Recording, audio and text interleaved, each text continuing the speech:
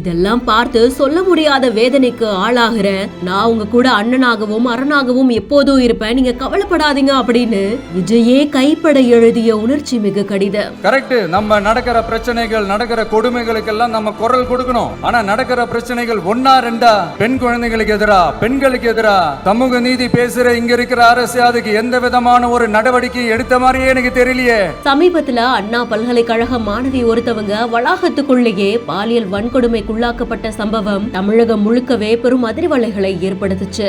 இது குறித்து தாவேக தலைவர் விஜய் அவர்கள் அவங்களுடைய எக்ஸ் வலைதள பக்கத்துல ஒரு கண்டன பதிவும் போஸ்ட் பண்ணியிருந்தாங்க. அதை தொடர்ந்து இப்ப அவர் கைப்பட எழுதின கடிதம் ஒன்றும் வெளியாகி இருக்கு. அன்பு தங்கைகளே அப்படின்னு ஆரம்பிக்கப்பட்டிருக்கிற இந்த கடிதத்துல பெண்கள் கிட்ட பல விஷயங்களை பேசியிருக்காங்க.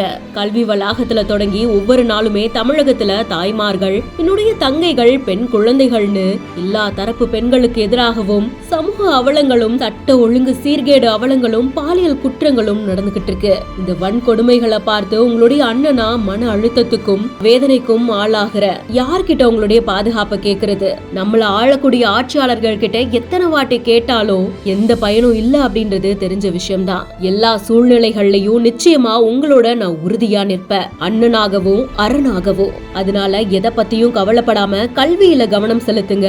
பாதுகாப்பான தமிழகத்தை படைத்தே தீருவோம். அதற்கான உத்தரவாதத்தை நாம் எல்லாருமே இணைந்து சீக்கிரமா சாத்தியப்படுத்துவோம் அப்படின்னு அந்த கடிதத்துல தெரிவிச்சிருக்காங்க. கடைசியில உங்க அண்ணன் பிரியமுடன் விஜய் அப்படின்னு ஒரு சைன் போட்டிருக்காங்க.